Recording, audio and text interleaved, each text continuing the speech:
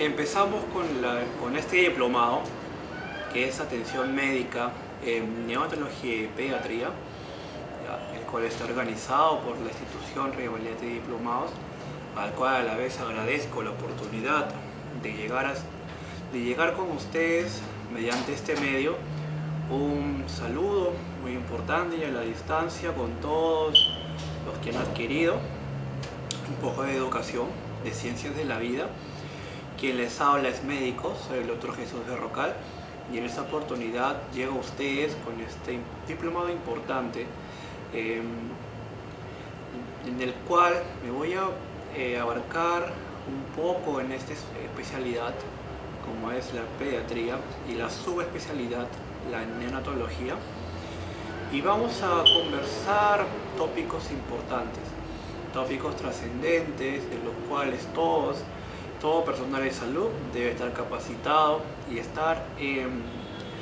tener conocimientos nuevos, actualizados y óptimos y vigentes de estos temas, ¿ya? Mi nombre es Jesús Berrocal, ya todos tienen su material, por favor revísenlo. Hay un montón de puntos que tienen que ser complementados ya estrictamente por ustedes, y el objetivo es actualizarlos. Nos vamos a centrar a hablar primero en este módulo número 1 de las generalidades de atención en pediatría y en neonatología. Vamos a hablar también con base literaria de normas técnicas, literatura internacional y también literatura nacional.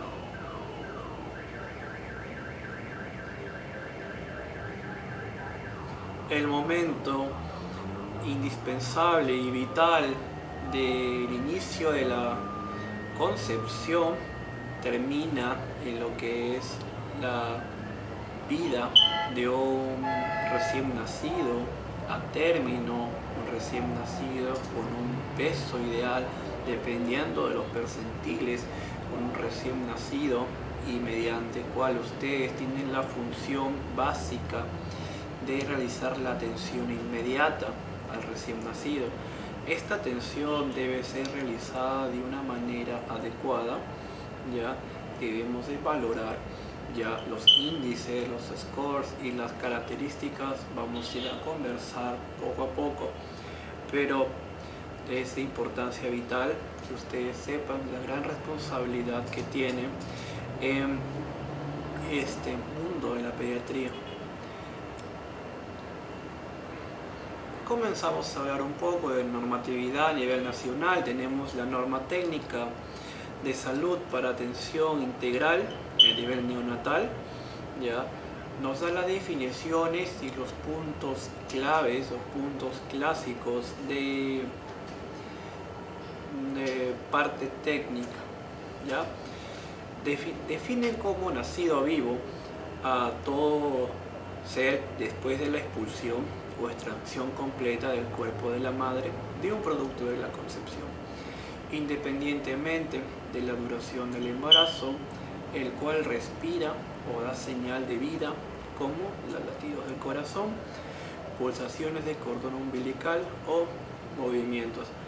Ya vamos pensando, nos vamos a entrar un poco más a detalle y hablar los test, uno de los test más usados al nacimiento, al minuto, a los 5 minutos, ¿ya? También valoramos movimientos efectivos de los músculos de la contracción voluntaria. Vemos también a la par la definición de lo que es un neonato. Un neonato es un nacido vivo de una gestación cuya edad va a iniciar desde el nacimiento hasta los 28 días de edad. 28 días, un minuto o un segundo ya no es neonato, ya es un lactante menor hasta los 6 meses y a partir de los 6 meses es un lactante mayor. Acordarnos siempre de a partir de los 6 meses el fenómeno de la aplactancia, que es el ingreso periódico de alimentos a lactancia tipo 1, 2 y 3. también vamos a conversarlos a detalle en módulos posteriores. También vamos a comentar que la lactancia materna exclusiva con la alimentación complementaria, la lactancia materna lo podemos extender hasta los 2 años de vida, siendo exclusiva hasta los 6 meses. Este periodo no debemos darle otro líquido más que la leche materna, el cual inicia con el calostro mediante hormonas, mediante estímulos hipoficiarios, la prolactina, la formación y la expulsión de la leche. Tenemos también que recordar algunas operaciones o unas definiciones operativas, ¿no? Como por ejemplo lo que es alojamiento conjunto, permanencia del recién nacido y su madre en la misma habitación, lo cual facilita el desarrollo, el apego materno, el desarrollo neurosensorial del bebé, el desarrollo afectivo adecuado, madre, hijo, y la lactancia materna precoz. Es el apego precoz que debe tener, lo cual debe ser inmediato al parto. ¿Ya? Este apego debe durar aproximadamente, según la literatura, máximo 2 horas, ideal 1 hora. ¿Ya? Lo cual, va a ser realizado desde el nacimiento hasta el momento de que madre e hijo sean dados de alta, enmarcándonos en la parte técnica de la definición de alojamiento conjunto. Atención inmediata al recién nacido es un tema amplio, ¿ya? Es un conjunto de actividades, intervenciones y procedimientos que van a realizar en equipo en todo recién nacido. Inicia inmediatamente al nacimiento hasta las 2 primeras horas. ¿Cuál es el objetivo de esto? Reducir eventualidades, riesgos, desequilibrios, daños, complicaciones, secuela o muerte. ¿Ya? Es un periodo importante, ya hay mucha literatura, hay mucha ciencia involucrada. También tenemos que conversar acerca de la atención del recién nacido normal o vigoroso. Es un conjunto de actividades y procedimientos que se dan a todo recién nacido a término. Un examen físico normal desde el nacimiento hasta el periodo neonatal.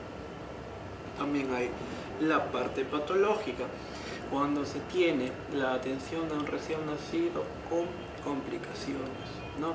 Es un conjunto de cuidados, la reanimación neonatal, la reanimación en este grupo etario. Tenemos que pensar básicamente que como un avance, que el problema no es el corazón, el niño no está infartado, el problema no es el corazón como bomba, el niño debemos de pensar más en involucrar el A, el B y el C y todas las medidas previas a la atención inmediata. ¿Ya? Eso podemos detectar y podemos prever que va a tener alguna complicación el recién nacido y también detectarlo al nacimiento mediante el examen historial de la madre, el examen físico del recién nacido, entre otros. Tenemos también un carnet de crecimiento neonatal, ¿no? El cual va ya muy conocido por ustedes, va a incluir la evaluación del peso y otras cosas, peso para la edad, talla para la edad, ¿no? Es un complemento de la historia clínica. La historia clínica se define como un documento médico legal, el cual tiene la confidencialidad de todos los datos, los antecedentes médicos de una persona, el cual es inviolable, el cual en este grupo etario va a estar centrado en la atención y cuidado recién nacido. Forma ordenada, integral y secuencial en el cual el médico, enfermera u otro profesional neonatólogo, un médico con un pediatra con una subespecialidad, va a estar involucrado. ¿Cómo se define muerte neonatal precoz? La que ocurre en los primeros 7 días de vida, que es una muerte neonatal tardía, la que ocurre entre el 8º y el 28 días después del nacimiento. Eso definimos una muerte neonatal tardía. Tenemos una imagen de un recién nacido normal, ¿no? En nuestros parámetros de normalidad es todo recién nacido único o múltiple, sea un parto gemelar o un parto mellizos, con un peso mayor o igual a 2,2 kilos y medio, ¿no?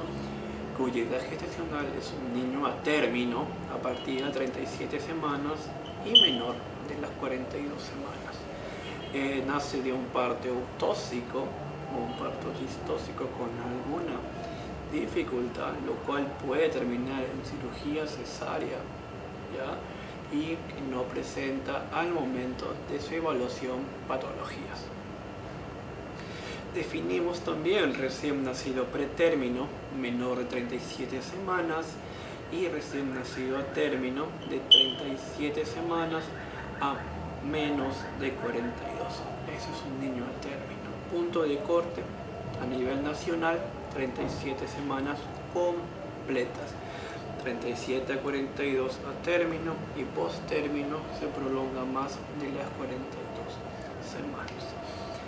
También tenemos que pensar del tamizaje neonatal. Son procedimientos a los cuales se le da a los neonatos aparentemente sanos y el objetivo es identificar aquellos que puedan padecer de alguna enfermedad. En este slide podemos diferenciar la clasificación según la OMS, según el peso. Ya podemos hablar de prematuro general menor de 37 semanas, prematuro tardío 34, 36,6 semanas, muy prematuro antes de las 32 y un prematuro extremo antes de las 28 semanas, casi, se puede decir casi incompatible para la vida. Y según el peso, un peso bajo, menos de 2,5 kilos, independientemente de la edad gestacional, peso muy bajo, un peso menor de 1,5 kg y un peso extremadamente bajo, menos de 1 kilo. Acá tenemos 3 imágenes, en las cuales tenemos un niño con signos de ser un prematuro tardío, un muy prematuro y un extremadamente prematuro, con todos los dispositivos accesorios con que debe contar.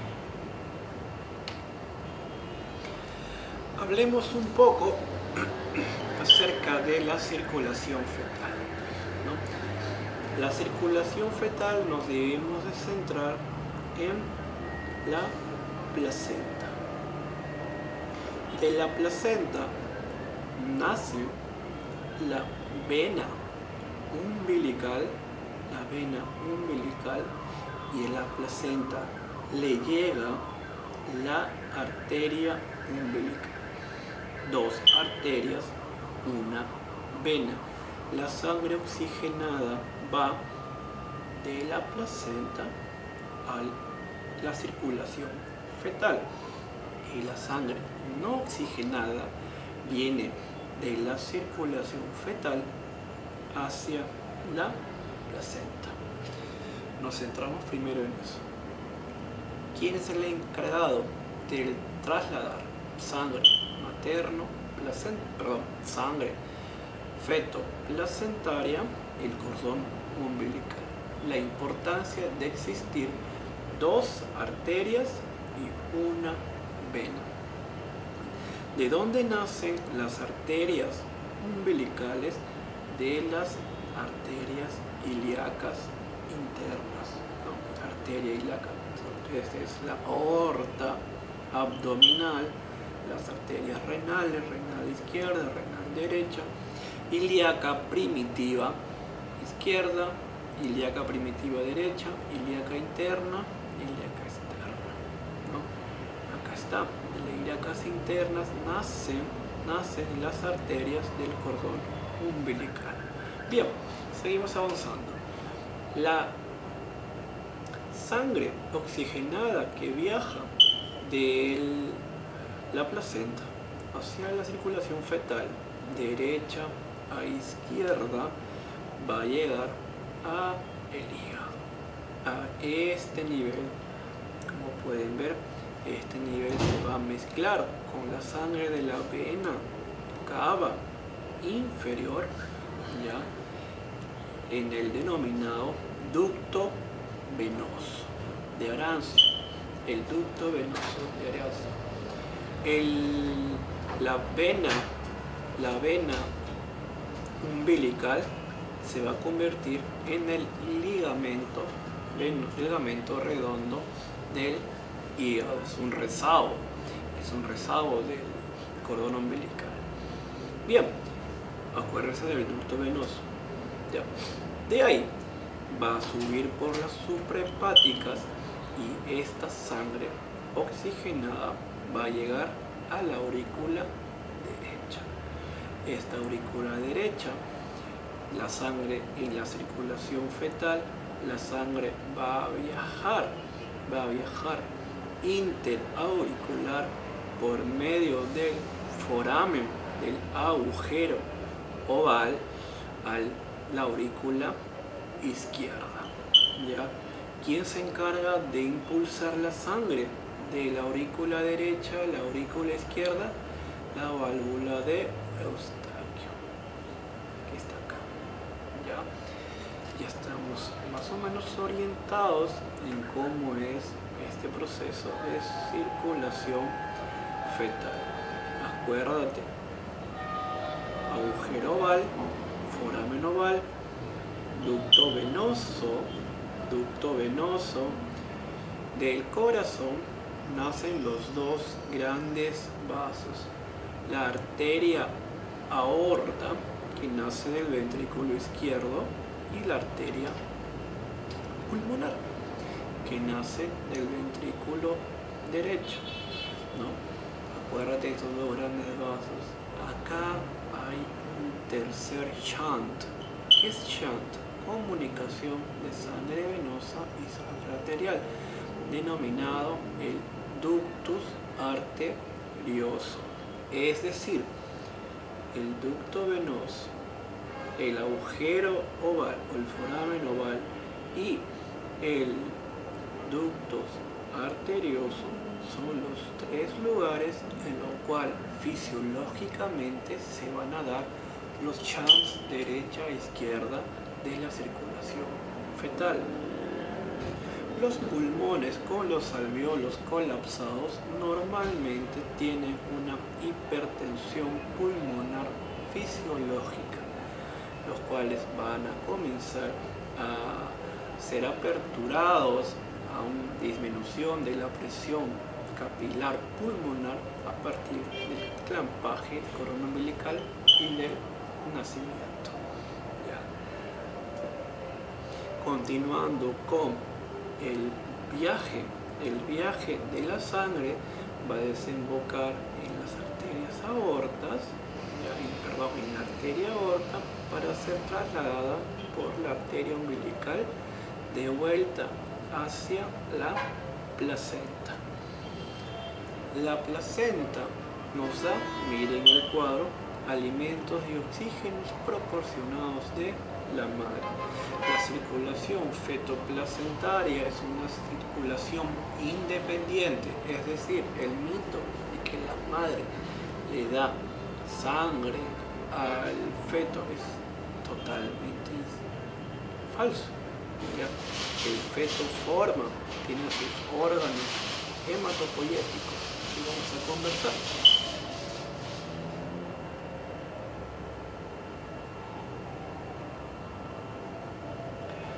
Acá podemos repasar. Vena umbilical lleva la sangre oxigenada de la placenta al hígado, principal órgano hematopoyético, y al corazón, ¿no? En el primer trimestre, el principal órgano hematopoyético es el saco vitelino. En el segundo trimestre es el hígado. Y en el tercer trimestre ya viene a ser la médula ósea. la cual durante la infancia continúa siendo la médula ósea de los huesos largos y planos, para terminar siendo solamente de los huesos largos. La vena umbilical, ya cuando se oblitera, se convierte en ligamento redondo del hígado o ligamento de Terz. El ducto venoso en el cual se da el primer shunt, ya se lleva sangre oxigenada de la vena umbilical a la vena cava inferior, se convierte en el ligamento venoso. Conducto venoso, ligamento venoso de Arancia. La vena cava inferior lleva sangre oxigenada procedente de la vena umbilical y del conducto venoso, y esta sangre mezclada del cuerpo y del hígado. Lleva solamente sangre venosa del cuerpo, la vena cava inferior, que va a desembocar en el conducto venoso. El agujero oval, ya conocemos que es un agujero interauricular, conecta las aurículas. El cierre a nivel funcional, un soplo, puede estar hasta los 3 meses, correcto, ¿no? Puede persistir en mínima forma, claro que puede persistir, pero va a ser de forma asintomática. Las arterias pulmonares es mínimo.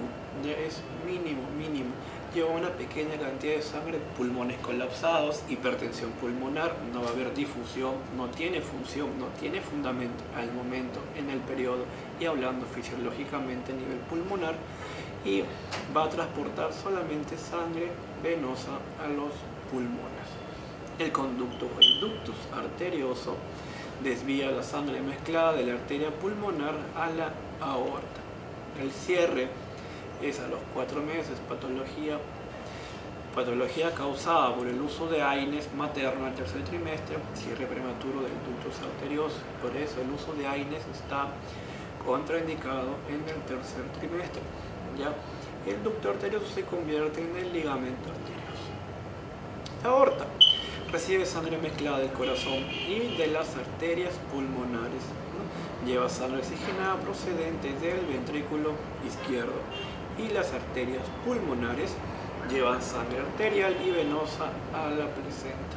Estas arterias umbilicales se convierten en ligamentos vesicales, los cuales están en la pared abdominal anterior.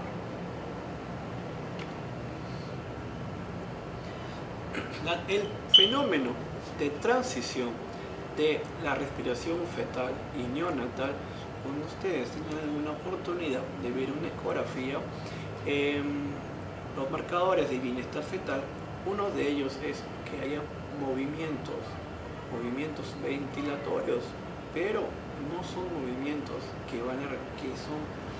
son movimientos del tórax que su objetivo no es realizar una difusión como se realiza en los adultos o en los recién nacidos, sino son solo movimientos y son parte del bienestar fetal para ver si en verdad hay desarrollo a nivel neurológico. ¿Ya? Vemos los cambios en el parto. Si el bebé respira, se aplican pinzas al cordón umbilical separando la placenta del bebé. Al realizar esto, el recién nacido va a utilizar sus pulmones en lugar de la placenta para el intercambio gaseoso. En los alvéolos se va a absorber el líquido. Claro, cuando tenemos un parto eutóxico, un parto vía vaginal, las compresiones efectivas van a originar también compresiones en el tórax, es decir, estas compresiones van a movilizar lo que es el líquido alveolar. El resultado de esto, ¿cuál es? Que el aire reemplaza el líquido en los alvéolos, el oxígeno pasa de manera de difusión y el CO2 pasa a los alvéolos para ser exhalado.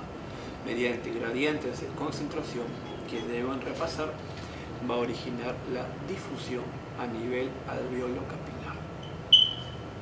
El aire en los alvéolos hace que los vasos sanguíneos en los pulmones se dilaten, ya que están colapsados previamente por la hipertensión pulmonar fisiológica que existe, y aumenta el flujo sanguíneo pulmonar y el conducto arterioso. Poco a poco, cuadro muy interesante. Tenemos un acino pulmonar, un alveolo con líquido pulmonar fetal, que en condiciones fetales es totalmente fisiológico. Cuando se da el pinzamiento del cordón umbilical, obligamos al neonato a dar la primera respiración o la primera inspiración, y por lo consecuente poco a poco el aire va a arrastrar al líquido en el cual está fisiológicamente en los pulmones. Como dice la diapositiva, el aire reemplaza el líquido alveolar.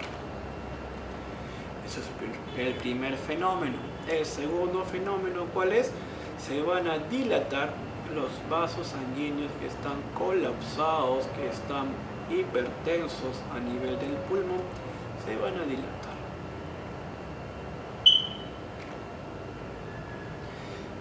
¿Cómo responde un recién nacido a una interrupción de la transición normal? Bien, acá repasamos que descubrimientos clínicos de la transición anormal: el esfuerzo respiratorio regular o ausente, pausas en la respiración denominadas apnea, o una respiración taquipneica, no por taquipnea, una frecuencia cardíaca lenta, bradicardia, o una frecuencia cardíaca rápida, tono muscular disminuido, baja saturación de oxígeno y presión arterial baja. Ya repasamos también que a nivel fetal hay shunts que se realizan, hay mezcla de sangre oxigenada con sangre no oxigenada. Ahí no entra el concepto de la sangre venosa y sangre arterial, sino que sangre oxigenada y sangre no oxigenada. Sangre oxigenada que viene de la placenta y sangre venosa que es del feto. Es un shunt derecha e izquierda, ya. Hay 3 shunts fisiológicos: conducto venoso de Aracio, foramen oval y ductus o ducto arterioso, ¿no? Si vamos a hablar de circulación fetal, la circulación dominante es una circulación derecha, en el cual nos abarca un 75% del gasto cardíaco. En cambio, una circulación izquierda nos da un 35% del gasto cardíaco. Es importante este concepto para tener en cuenta y tener claro lo que es la dominancia cardíaca a nivel fetal. La dominancia cardíaca a nivel fetal es estrictamente derecha. En adultos es izquierda, en los niños también es izquierda, ¿no? Saturación, ¿no? Saturación, tenemos que acordarnos y tenemos que repasar que un recién nacido, un neonato, no va a tener una saturación normal como de un adulto sano, ¿no? El neonato al minuto tiene una saturación de 60-65% que nos extrapola y nos hace pensar que está en una insuficiencia respiratoria. Por supuesto que sí, ¿ya?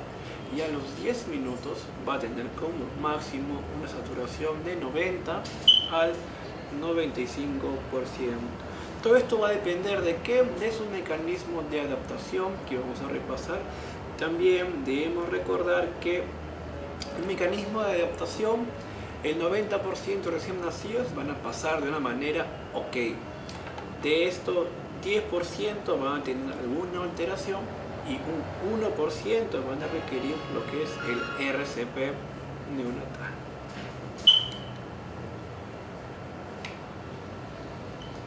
Conversar un poco acerca de la producción de este agente tensoactivo que es el líquido surfactante, ¿no? Producido, según la literatura, a partir de las 22 semanas.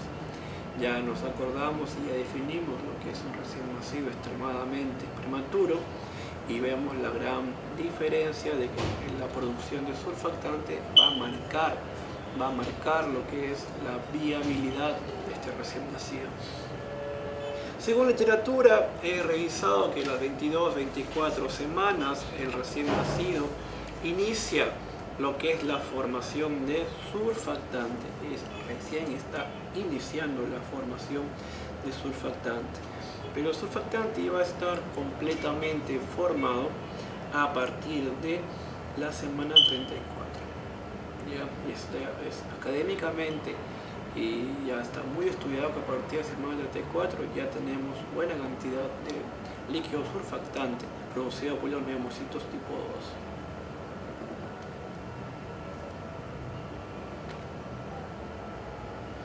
2. Esto sí, ya les comenté un poco de la hematopoiesis fetal del primer trimestre, el segundo trimestre, el tercer trimestre, ¿no?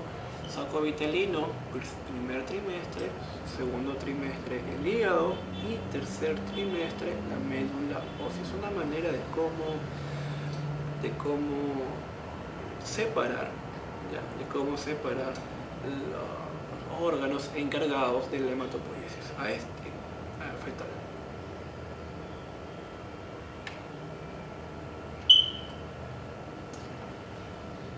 Inmunoglobulinas del neonato. El neonato puede tener dos tipos de inmunoglobulina, ¿no? La inmunoglobulina materna y una inmunoglobulina de recién nacido. La inmunoglobulina más importante, esta proteína más importante para el nivel fetal, a nivel neonatal, es la inmunoglobulina G, la cual va a ser dada por la madre.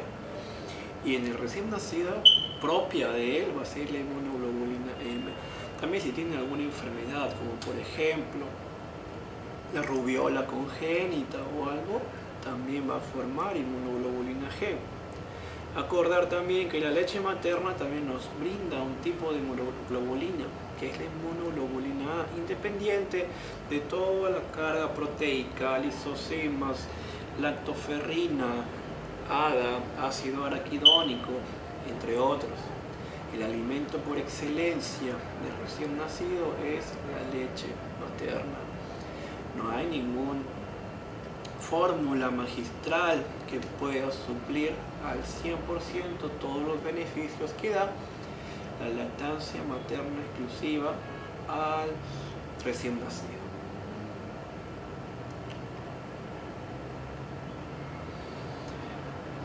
Hablemos un poco de atención inmediata al recién nacido, ¿no? Primero hay que preguntarse, después hay que hacer y tercero valorar. Primero ver si tiene buen tono fetal, si llora o respira bien, si es un bebé a término, pretérmino. Ya, primero valoramos eso. Segundo, valorar también hacer en la atención inmediata del recién nacido, debemos de secarlo, así evitamos lo que es la pérdida de calor, estimulamos para ver su reactividad y aspiramos, pero ojo, a este nivel solamente aspiramos si lo requiere, ¿ya?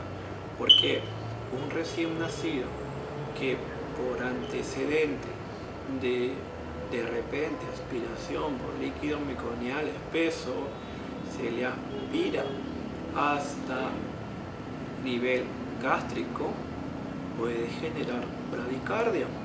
¿Por qué? Por estímulo parasimpático. De un niño que tiene una frecuencia de 120, 130, lo vamos a deprimir hasta un 50, 40 por minuto. Y puede ser consecuencia de una aspiración gástrica. Por eso se aspira siempre y cuando se requiera. Y el reflejo es un reflejo vasovagal muy conocido, muy difundido, muy estudiado, APGAR, ¿no? Toda persona de salud debe aprenderse de memoria la puntuación de APGAR. Color de la piel, frecuencia cardíaca, respuesta, tono y respiración o llanto. No frecuencia respiratoria, sino respiración. La frecuencia que mide la frecuencia cardíaca. 0, 1 y 2 son los valores. Máximo 10 al minuto, 10 a los 5 minutos. mínimo 0. Apgar, hablando de piel, ¿no? Acordarte 3 cosas: cianosis, coloración azulada de piel y mucosas, y coloración rosada, no rubicunda, sino rosada, ¿ya? Eso valor a nivel de la piel. Valor 0, palidez o cianosis generalizada. Acordarte que la cianosis en boca o en lengua, en boca o en mucosa, nos hacen pensar en un 60 a menos % de saturación. Cianosis distal, la cianosis distal nos hace pensar también en una cianosis central, ¿ya? Y valor de 1, cianosis digital, cianosis perioral, ¿ya? Y 2, bebito rosado. Frecuencia cardíaca al minuto, no hay latidos, con una frecuencia menor de 100 latidos por minuto, 1, y una frecuencia mayor a 100 latidos por minuto, 2. Respuesta ante estímulo, ¿ya? Un niño que no tiene respuesta a los estímulos, 0, mueca, 1, estímulo o llanto vigoroso, 2. Respiración o llanto ausente, 0, niño nace totalmente deprimido. Llanto débil o respiración irregular, 1. Llanto fuerte y respiración normal, 2. Esto es importante. Esto es un cuadro muy bonito, en el que nos ha centrado el Apgar, ¿no? Apariencia, frecuencia cardíaca, gesticulación, actividad refleja y respiración, ¿no? Apgar, 0, valor mínimo 0, valor máximo 10. El test de Apgar, ¿para qué sirve? No para abreviabilidad, sino solamente evalúa la adaptación cardiorrespiratoria. No ve sobrevida, tampoco ve consecuencias futuras, solamente es adaptación, ¿no? Es un examen clínico que se valora al minuto y a los 5 minutos. Hablar de depresión, adaptación cardiorrespiratoria normal en 7 a 10, depresión moderada cuando tengo un Apgar de 4 a 6 y una depresión severa, un niñito con 0, menos a 4. Acá tenemos un niñito rosadito, aparentemente frecuencia cardíaca mayor de 100, gesticulación, está feliz, movimiento activo y un llanto fuerte. ¿Cuánto estoy hablando? Apgar de 10 y lo evalúo al minuto, ¿ya? Y lo evalúo a los 5 minutos, otro de 10. Es un Apgar perfecto, 10 con 10. Tenemos que conversar un poco de los periodos de transición de Desmond, ¿no? Desmond nos define 3 periodos de transición: primer periodo, segundo periodo, tercer periodo. En el primer periodo de transición de Desmond nos habla de un primer periodo de reactividad de 15 a 30 minutos. En un segundo periodo, es un periodo de poca respuesta, inicia a los 15 o 30 minutos, termina a las 2 horas. Y hay un tercer periodo que se denomina y se define como segundo periodo de reactividad, de 2 horas a 8 a 12 horas. Este periodo es en el cual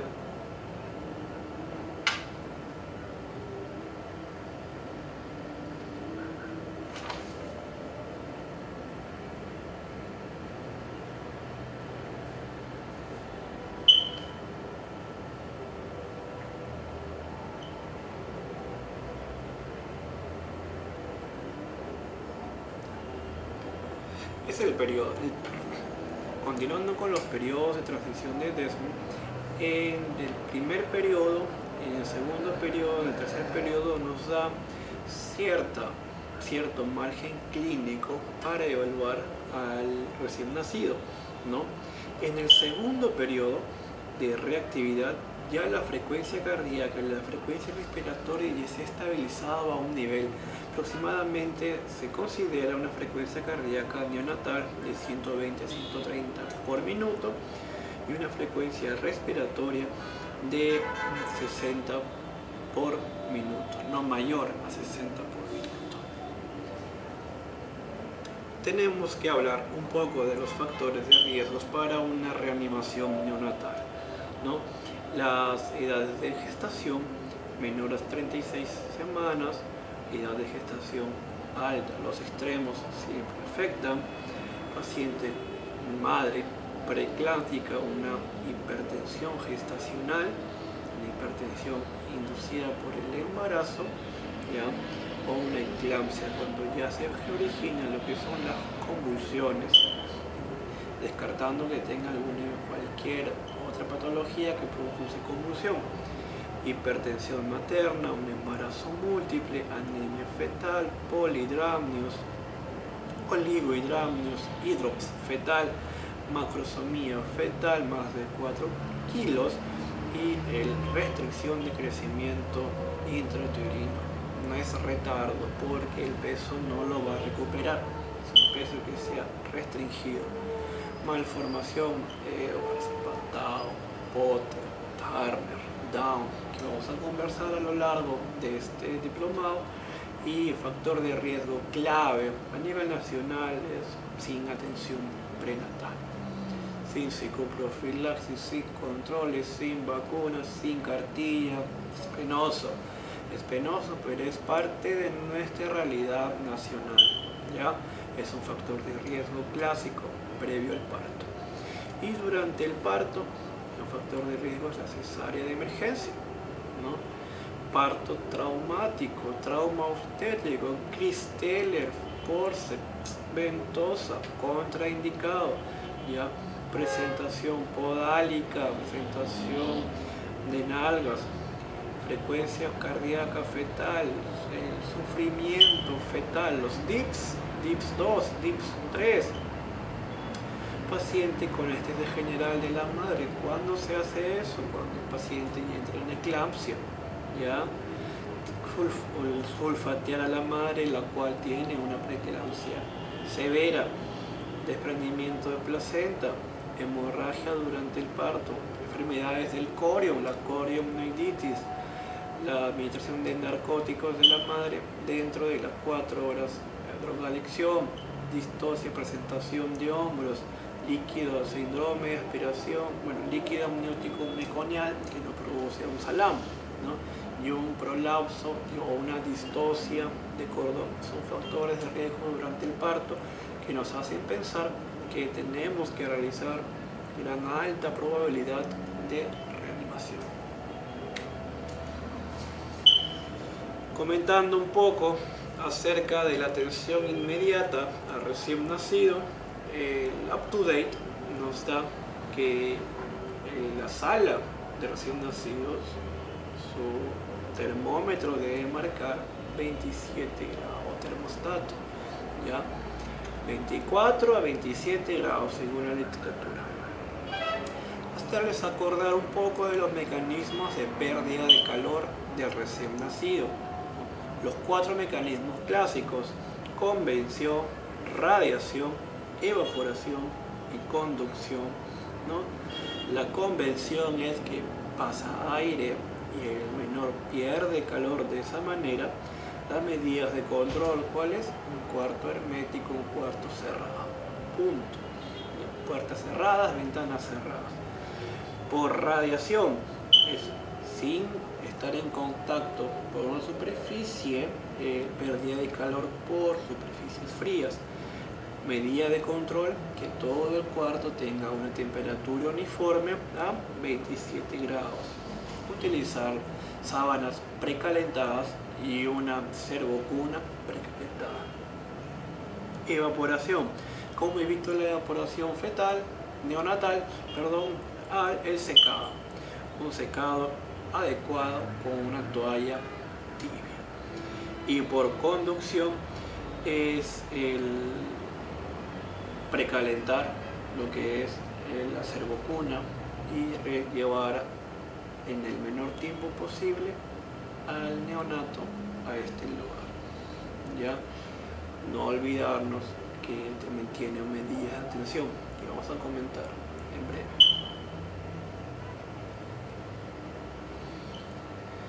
Ahora, relación materno-neonatal.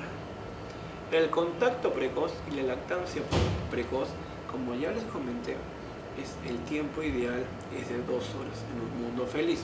Ya mínimo por 1 hora, relación madre-hijo.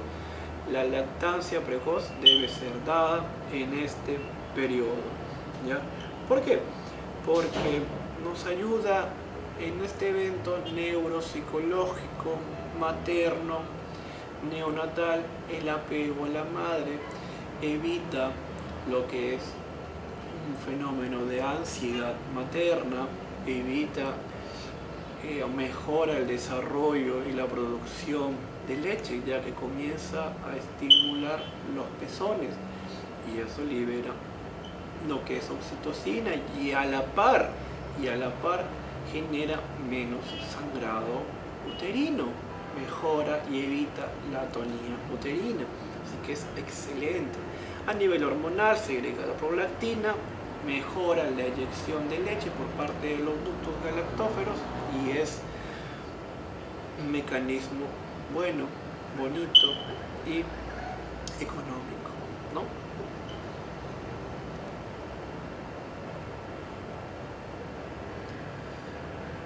Tenemos que conversar también de patologías a nivel de la cabeza, ¿no? Tenemos 2 clásicos, el clásico cefalohematoma y el clásico caput sucedáneo. El cefalohematoma en buen cristiano es sangre, el caput sucedáneo es edema. El cefalohematoma es sangre entre el hueso y el periósteo. En cambio, el caput es en el tejido celular subcutáneo. Trauma obstétrico igual cefalohematoma, forceps, ventosas, Christeller, trauma obstétrico, cefalohematoma. Y caput sucedáneo es usualmente mala profilaxis materna. Cuando una mujer debe pujar es cuando se da una buena contracción. ¿Cuándo es una buena contracción de Braxton Hicks? Cuando se produce borramiento. En este momento es el tiempo ideal en el cual la madre debe pujar. Si puja es tiempo, puja antes, se origina lo que es el caput sucedáneo. El cefalohematoma se conoce como una bolsa de agua móvil, es un hematoma, ¿ya? En cambio el caput es un aumento de volumen, como un chichoncito. El cefalohematoma no sobrepasa fontanelas, no sobrepasa suturas, en cambio el caput es un poco más extenso. El cefalohematoma puede tener complicaciones, claro, como es la ictericia y la anemia. Es un cefalohematoma grande en varios segmentos craneales, produce lo que es una anemia y también ictericia por la hemólisis que conlleva, ¿no? El cefalohematoma regresiona rápido en aproximadamente regresiona lento en 3 a 4 meses, en cambio el caput sí es máximo 2 semanas.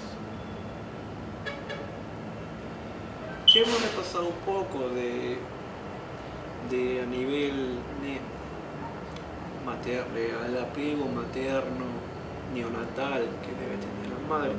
También repasar lo que son los senos paranasales y la permeabilidad en el recién nacido.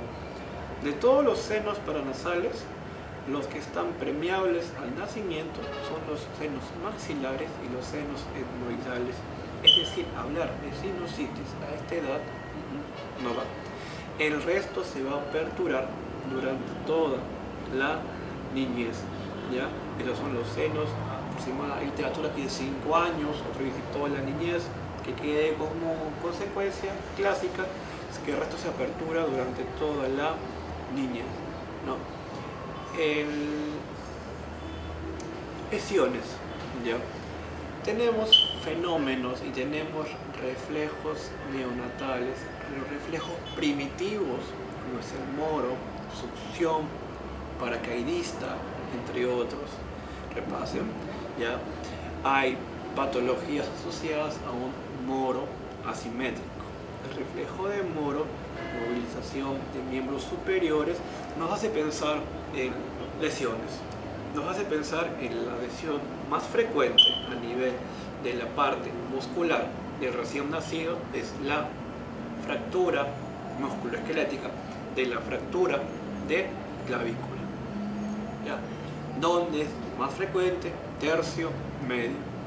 Y se palpa, al examen físico puedes ver un desnivel visible. Tratamiento, observación. No hay un vendaje, no hay yeso, nada de eso, simplemente observación del recién nacido. Ya acordarte que es la patología musculoesquelética más frecuente en este periodo de vida. También tenemos lesiones del plexo braquial, ¿no? La parálisis de Erbs-Duchenne y la parálisis de Kumple. ¿Ya? Erbs-Duchenne es el C5 y C6, cuyo fenómeno es la no abducción de la extremidad, y la parálisis de Kumple es la mano en garra, ya la mano en garra, no poder extender la mano. ¿Ya? El tratamiento de ambos dos es ni más ni menos que fisioterapia. Comentarles también un poco acerca de la evolución del recién nacido para determinar la edad gestacional, ¿no? Tenemos escalas desde la más antigua hasta la más actual y la más usada por todos ustedes a nivel hospitalario, que es el test de Capurro, ¿no? Comentarles que hay dos tipos de test de Capurro: Capurro A, Capurro B. Capurro A es el clásico que todos evaluamos al nacimiento, esa tabla que está pegada en neonatología, en sala de neonatos, está pegadito para calcular la edad gestacional, viendo palmas, pliegues, etc. Repasen, ya, de manera histórica, de también de Dubox y de Ballard, ya. Y también hay un Capurro B. El Capurro B también se evalúa a las 12 horas porque tiene complejo neurológico, somático y neurosensorial. ¿Ya? Eso teníamos que repasar en el Capurro B. Percentiles, ¿no? Hablar de percentiles, hablar de recién nacido pequeño para la edad gestacional, menos de percentil 10. Un niño con edad adecuada para edad gestacional, percentil 10 hasta el percentil 90, y un recién nacido grande para la edad gestacional, es decir, un recién nacido mayor con un percentil mayor a 90. Hablarles también que es otro cantar la restricción de crecimiento intrauterino, ¿no? Cuando tengo restricción de crecimiento intrauterino, debo de haber evaluado 2 mediciones ultrasonográficas en 2 momentos diferentes y separados de 2 semanas, ¿ya? En donde la ultrasonografía nos va a orientar a pensar en esta patología. La profilaxis neonatal. Tenemos que como parte de atención inmediata recién nacido, todo el profilaxis neonatal, aparte del tamizaje, la profilaxis neonatal. Profilaxis oftálmica, umbilical, antihemorrágica y vacunación. Profilaxis oftálmica. ¿De qué se va a encargar? De evitar la conjuntivitis recién nacido, ¿no? Cuando nacen por el canal vaginal puede ocasionar contaminación directa materno-fetal, materno-neonatal. Antibióticos usados: tetraciclina, gentamicina, como es el tipo de aminoglucósido, o terramicina. Cualquiera de estos medicamentos puede ser usado una gota a cada ojo de gentamicina, clásicamente usado. Y tenemos que acordarnos de algunas patologías, ¿no? Conjuntivitis del primer día es una conjuntivitis química, la cual está causada por nitrato de plata utilizado en el antiguo CREDE que ya no utilizamos, ¿ya? Conjuntivitis de la primera semana causada por el gonococo, gonorrea, ¿ya? Y conjuntivitis de la segunda semana generada por la clamidia trachomatis, ¿ya? La más frecuente, conjuntivitis de la segunda semana, clamidia, la que es más pomposa, hiperaguda, purulenta, gonococo, la que es secreción mucoide y más frecuente, clamidia.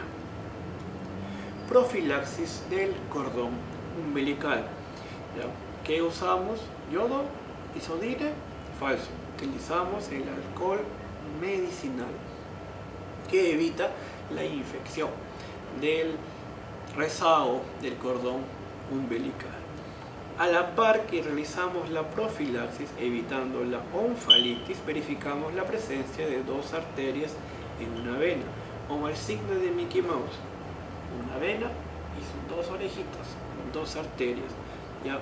¿Qué pasa si se le escapó al sonografista y al neonatólogo y verificamos una arteria umbilical única? Pensar en solicitarle una ecografía abdominal y pensar en malformaciones renales o gastrointestinales. Por ejemplo, también si vemos apéndices preauriculares, pensar en patologías renales, es decir, solicitar una ultrasonografía renal. Profilaxis antihemorrágica. ¿Para qué utilizamos esto? Para evitar el trastorno hemorrágico del recién nacido. ¿Y qué utilizamos? Vitamina K. Pero vitamina K, la dosis va a depender del peso neonatal. Si es mayor a 2.5 kilos, le corresponde 0.1 cc. Si es menor de 2 kilos y medio, le corresponde 0.05 cc. Importante. Lugar de aplicación: vasto externo, tercio medio del muslo. No hay pierna. Vasto externo, tercio medio del muslo.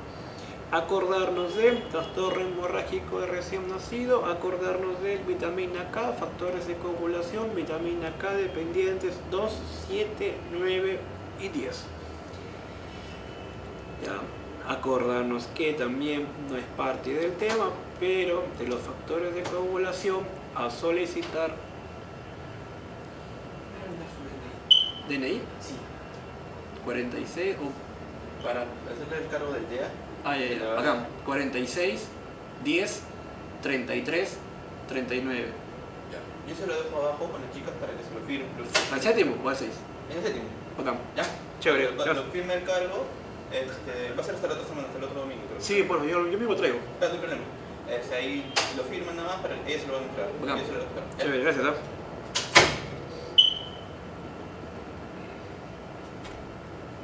¿Cuánto voy, Yami? ¿Más de una hora?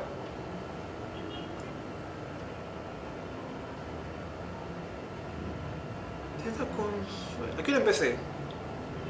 ¿A qué hora empecé? ¿Qué hora es, no?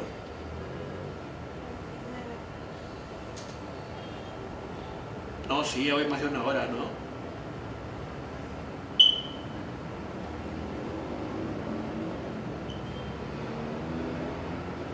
Bueno, esto lo editan, por favor. Me distrajeron.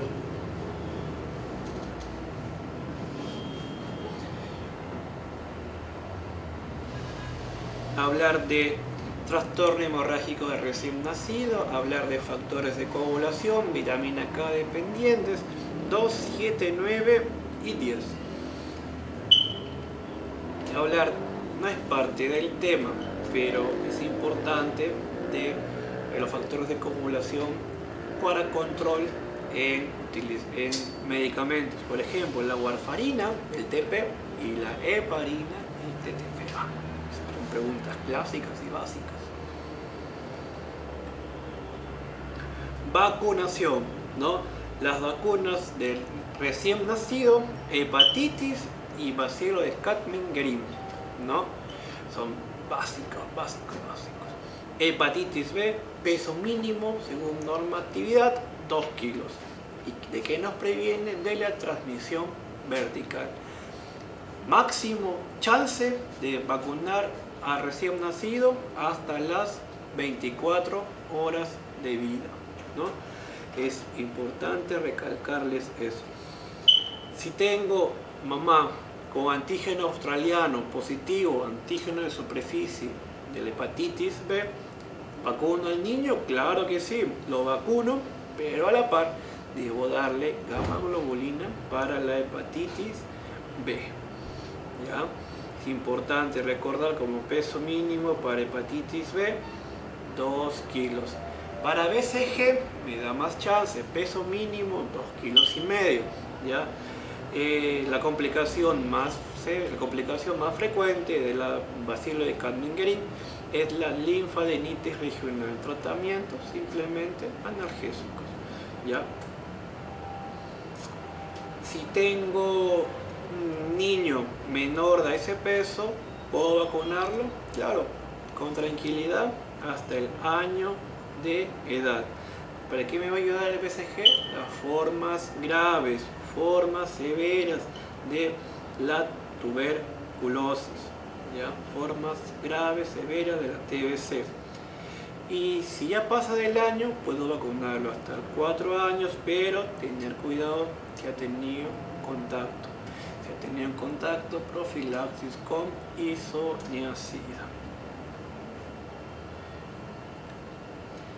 Técnica Mancangur es una técnica excelente, es una técnica muy buena, el cual va a ayudar a regular la temperatura corporal del recién nacido, va a disminuir la estancia hospitalaria de este recién nacido, va a mejorar la producción por parte de la madre de la leche, mejora la ganancia de peso corporal, mejora la relación emocional materno-neonatal y es parte del desarrollo primordial de los primeros días del neurosensorio del recién nacido. Así que es importante que pasen. Clásicamente ya tenemos el conocimiento de que en la primera semana de vida el recién nacido pierde peso. Puede perder como máximo un 10%, denominado antiguamente delta de peso. El up-to-date y las revisiones actuales me marcan de que como máximo idealmente debe ser un 7%, ¿no? Y este neonato va a recuperar el porcentaje perdido durante la siguiente primera a segunda semana subsiguientes. Es decir, por ejemplo, un recién nacido va a depender si es a término, si es pretérmino, para recuperar de peso más rápido. Un recién nacido a término cursa primero, cuarto, quinto día, pérdida de peso. A partir del sexto día va a comenzar la ganancia ponderal de peso. Y si el menor no gana peso, ¿qué está pasando? Lo más frecuente, mala técnica de lactancia. La mala técnica de lactancia puede llevar a 3 cosas: a no ganancia de peso, ictericia y a deshidratación. Si el menor a la par se deshidrata y tiene fiebre, hace deshidratación hipernatrémica del recién nacido. Tenemos que revisar que la escala de Glasgow de un recién nacido y de un niño no es igual a una escala de coma de Glasgow de un adulto, ¿no? El recién nacido no va a tener una conversación orientada, no va a tener una conversación directa, sino simplemente llora. En la apertura ocular o apertura palpebral es similar. El lactante y los niños, valor 4 espontánea, valor 3 estímulos verbales, dolor valor 2 y ninguna valor 1. Acordarte que valor máximo de Glasgow 15/15, valor mínimo 3. No hay Glasgow 0, el valor mínimo es 3.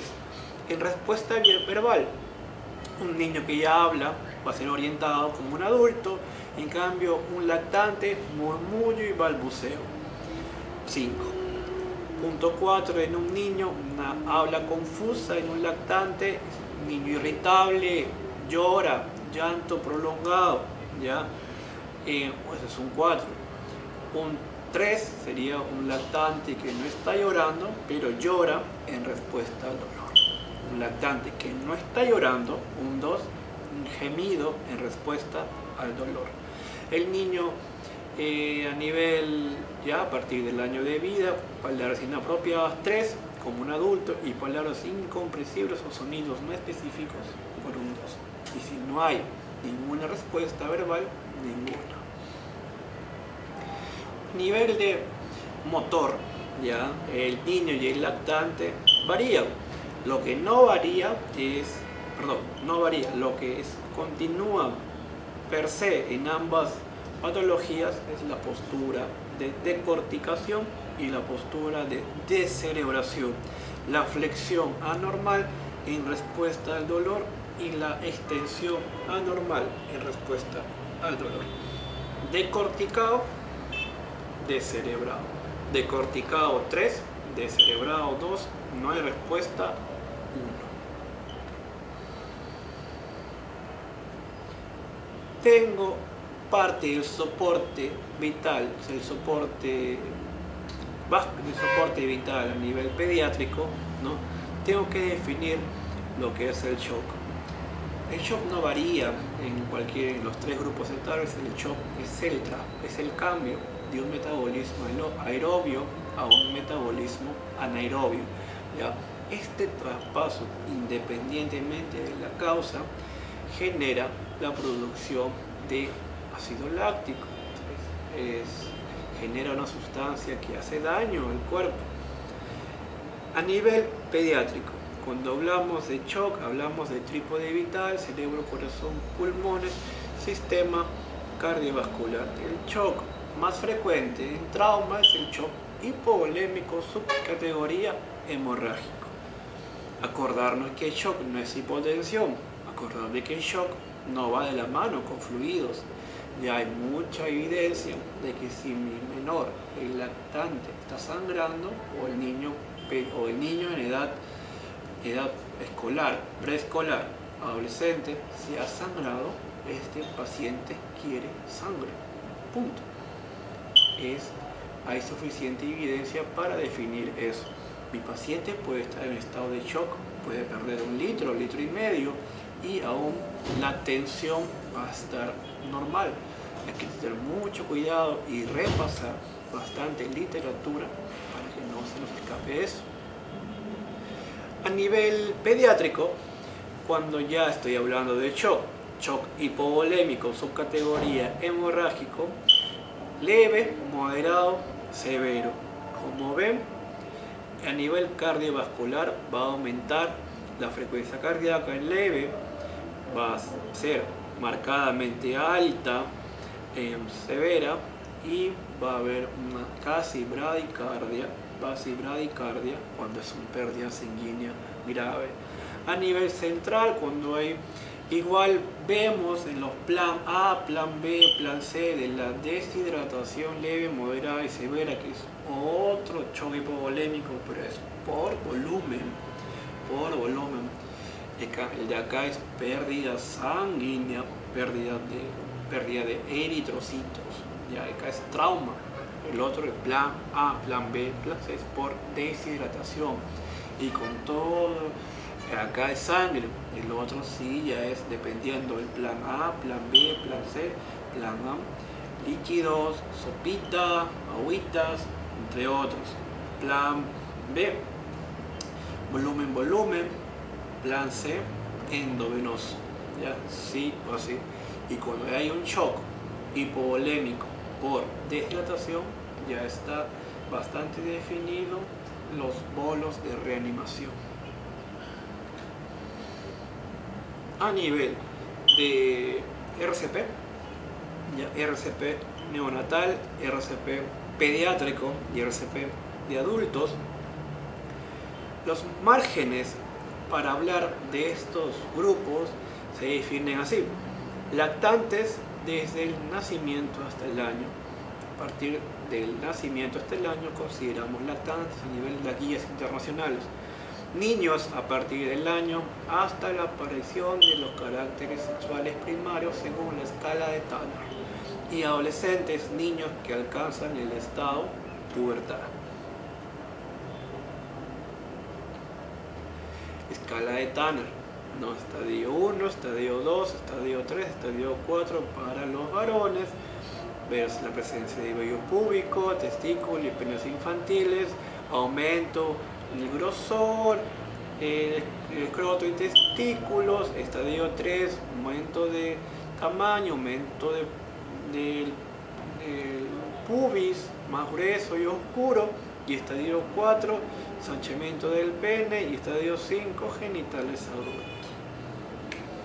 Escala de Tanner en niñas ya está muy estudiada. Estadio 1, estadio 5, estadio 1 de un pecho infantil, no vello púbico. Estadio 2, un botón mamario, como pelusilla se define el vello púbico. Estadio 3, como aumento en la elevación, vello rizado y ligeramente oscuro. Estadio 4, areola y pezón sobrelevado sobre mama. Y estadio 5, pecho adulto, ¿ya?